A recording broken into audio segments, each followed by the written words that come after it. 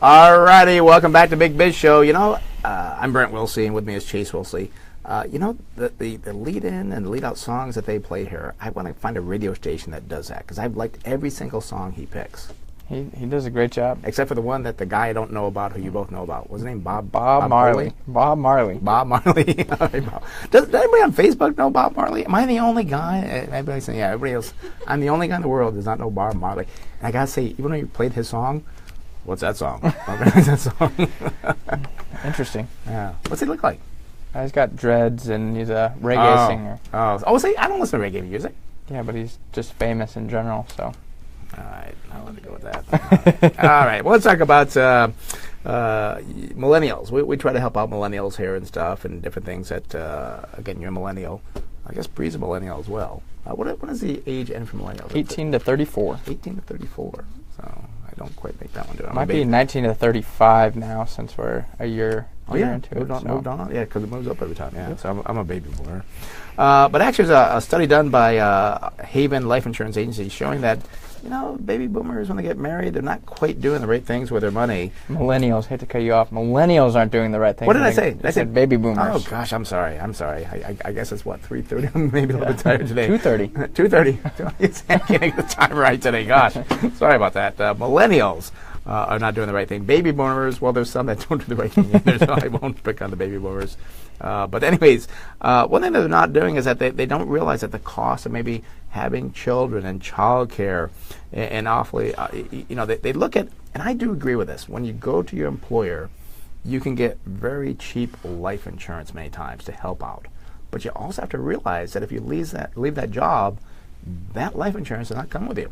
Oh, absolutely. And I mean, we're not big proponents of life insurance, but if you have someone depending on you, you need life insurance. Because if you were to take away that income, you could completely screw over what's supposed to happen there. Yeah. And again, we're not a big proponent of life insurance because of the fact that many times it's sold just for the commission. But there are times when it is definitely a need, and what you're trying to do is create that immediate state so that if, say, and again, we talked yesterday on the show about how the women are sometimes earning more than the men. But if that woman, the wife, were to lose her job and she were to pass away, get hit by a car, whatever it could be, that husband with the two kids could be in big trouble because, I can't afford to pay for childcare and work and keep the house and so forth. You've got to look at your insurance needs. Oh, absolutely. And the thing you have to look at is the income you'd have to replace, plus any outstanding debts that need to be covered, such as, a mortgage, such as maybe you have student loans when you get married. Yeah. If you pass away, your estate's still responsible for those student loans. Now, there's some student loans that are from the government that they will be forgiven, but some will not. And you have to understand the difference. I know we talked to somebody about a month or so ago that went to school here in San Diego, and it was a Parent Plus loan. Parent Plus loan. Actually, the parent would be on the hook for that, not the millennial. Child, yeah. But yeah, the other thing too, I want people to be careful though is that you have to look at the insurance need. Now, one thing I have seen, again, I started off selling insurance, nearly 40 years ago, and it just makes sense to me because I said, well, okay, first of all, you got to pay off the house, and you've got to pay off all the debts, and you've got to cover the next 20 years of the income. I'm thinking, well, wait a minute here. If I'm going to do all that, I'm going to replace the income and the debts and everything else, I'm going to put that person in a better situation. So I look at that, you can either replace the income to keep things going on, or you can pay off the home and the debts so you don't have to have that other income to do that. But you don't need to do both. That, in my opinion, be overinsured to where you, instead of needing maybe $500,000, you say, you need $1 million. That's one thing I saw the insurance industry was very smart at trying to say, yes, you need all of this insurance. Oh, absolutely. And I mean, it's not too expensive either. And as we said, it is important for some people. I mean, to get a term life policy for 20 years, which is a reasonable length of time. I mean, I think for some people that may be even too long. I mean, you can get that for $20 a month if you're a healthy 35-year-old female, I believe was the quote that we saw there. And I forget the total coverage for that quote. It was a $500,000 policy.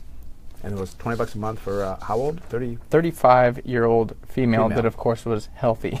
Well, healthy, yeah. So non-smoker, no smoking that cannabis stuff. No, can't do that either. Nope.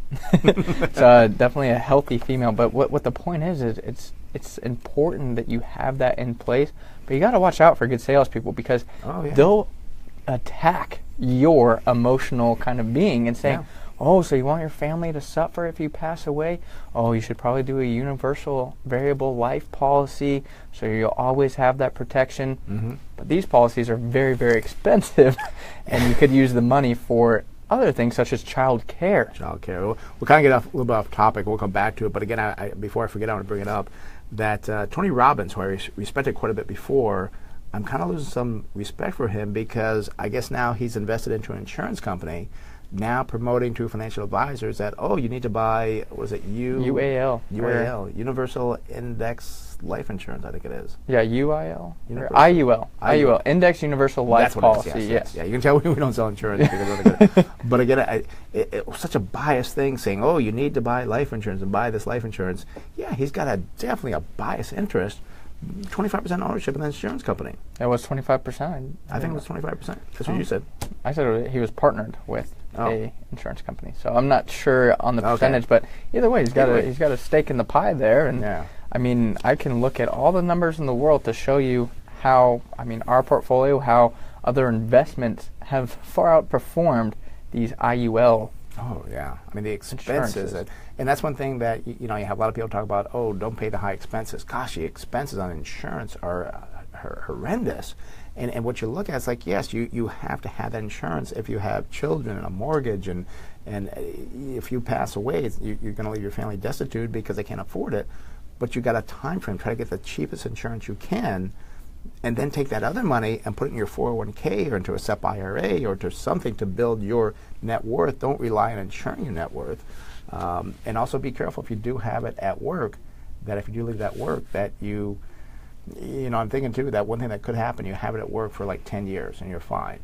And then all of a sudden you leave work and you find out, oh shoot, I'm not insurable for a reason. Come up with some disease or something, you're kind of screwed. So maybe I'm kind of talking on air here, maybe you should have both, even though you might have a lot at work. You do want it to last beyond your work. What if you get laid off or fired? Yeah, and what this kind of comes down to as well is just making sure you have a financial professional that you can trust and ask the right questions to, because there's so many different questions that need to be answered when it comes to how much insurance do I truly need? Yep. What type of money should I be spending on insurance? What should I be doing with the excess money I'm not doing with insurance? I mean, we talked about the IUL policy. What that is it's treated as an investment and insurance at the same time. No such thing. Don't like that. It makes absolutely no sense. If you're spending too much money on that, you're foregoing contributing to an IRA or contributing to your 401k. I can tell you with IUL, the money grows tax deferred, not tax deferred, I'm sorry. Yeah. It grows after tax free in the account. But it's really not that good if you look it's deeper actually into more, it. It gets confusing because actually it's tax deferred if you pull it out. But they say, oh, don't pull it out, borrow against it, that's tax free. But then again, this was big back in the 80s when I was doing it. And then people say, well, yeah, but now I got this big debt growing. I don't want that. And they get pissed off and they paid it off. So it is tax deferred. It's not a great investment. It's not tax free. Don't let the salesman tell you, oh, don't worry about your borrow against it, because who wants to have this big debt rising and rising and rising? It just doesn't work. Yeah, and the point I wanted to make with it was that's what salespeople do is they'll sell the tax benefits of the IUL. There's no greater tax benefit than contributing to your 401k or IRA. Exactly. You get that tax deduction. You don't get the tax deduction for putting money into the IUL. No. And again, we talked about that. If you contribute to your IRA or your 401k like $1,000, you're in a 25% tax bracket. Gosh, you get $250 for doing that. You compound that over years. You're so far ahead of the insurance. I just can't even talk about it. Anyone that has any questions on this, please email us, and we'll crunch all the numbers for you on why contributing to a 401k or IRA is so much more beneficial due to that compounding of that tax deduction. Right. I did want to get back to too, because again, these are things like we're talking about, not just this, but at the workshop next Thursday, of things that you're not thinking about. We have our financial planner, Harrison Johnson, going to be speaking as well, talking about these 10 mistakes, and that's one of them, being underinsured, even being overinsured. There's people that can get too much. We're going to talk about that. So that's next Thursday at 6:30 at our office in Scripps Ranch. It's a free workshop. We'll talk about many different things to help you out. We got to go to our website, smartinvesting2000.com. That's smartinvesting2000.com to sign up for that free workshop. And you're going to learn so much there. Oh, a lot. And as I said, a lot to it. I mean, we always have these conversations in the office, and our lives revolve around finance, so it's second nature to us. But I mean, if you're working as an engineer, or you're working as a doctor, or you're working as whatever it may be, your job is not to talk about finance all day. No. So a lot of these things kind of bypass your thought process, and you miss out on some really good opportunities financially. And actually, unfortunately, we have seen some people we've talked to that a little bit of knowledge is dangerous, and they do other things. They think they know everything, and just like, I'm sorry. I mean, the smartest people that I've met are people that say, I don't know it all. I want to learn. So, all right. I'll take a quick break here, 2:45 on the Big Biz Show. Brent Wilsey and Chase Wilsey filling in for Sully.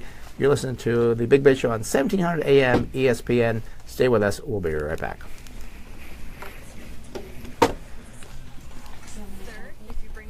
Yeah, I think this is a longer break. Yeah.